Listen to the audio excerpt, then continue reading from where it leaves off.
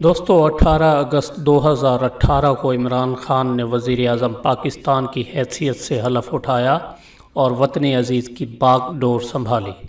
20 अगस्त 2018 को 30 मिनिस्टर्स और 4 एडवाइज़र्स पर मुश्तमिल काबीना ने हलफ उठाया, जिनमें असद उमर ने वज़ीर ख़जाना की हैसियत से हलफ उठाया।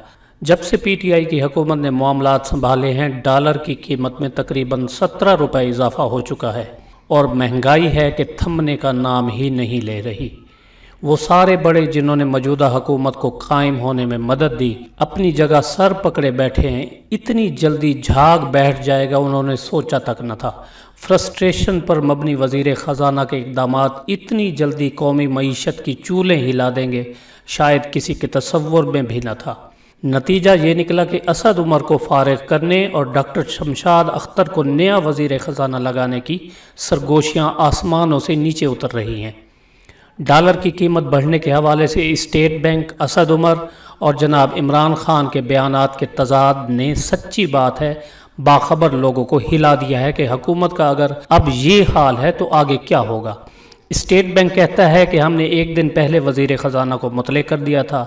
वज़ीर ख़जाना कहता है मैंने वज़ीर आज़म को इतला दे दी थी, और वज़ीर आज़म कहता है मुझे तो पता ही नहीं था। वज़ीर ख़जाना के इक़दामात ने पार्टी रहनुमाओं की नींदें उड़ा दी हैं। उनकी नींदें उड़ी तो वज़ीर आज़म की भी उड़ गई। शुनीद है कि वज़ीर आज़म ने अपने बड़ों से कई बार कहा है कि उन्हें दोबारा इलेक्शन करा के ज़्यादा अक्सरियत दिलाई जाए ताकि उनके बंधे हाथ खुल सके और वो डट कर कानून साजी और इनकलाबी फ़ैसले कर सके। बड़े कहते हैं कि हर रोज़ ईद नेस्त के हलवा खुर्द कसे, यानी हर रोज़ ईद नहीं होती कि बंदा हर बार हलवा खाए।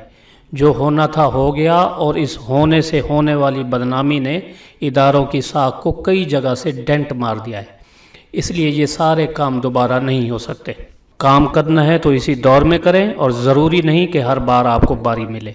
एक हल्के की राय ये भी है कि असद उमर के फैसलों से सिर्फ पार्टी और हुकूमत को ही ज़क नहीं पहुंची, उन हलकों की साख को भी नुकसान पहुंचा है जिन पर इल्ज़ाम लगाया जाता है कि उन्होंने हुकूमत जमाने में मदद दी थी।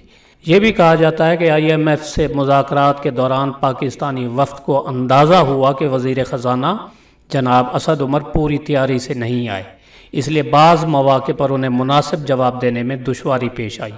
अब सूरत हाल ये है कि काम के अंबार और काबीना अरकान की नालायकी के सबब इमरान खान काफ़ी चिड़चिड़े हो चुके हैं।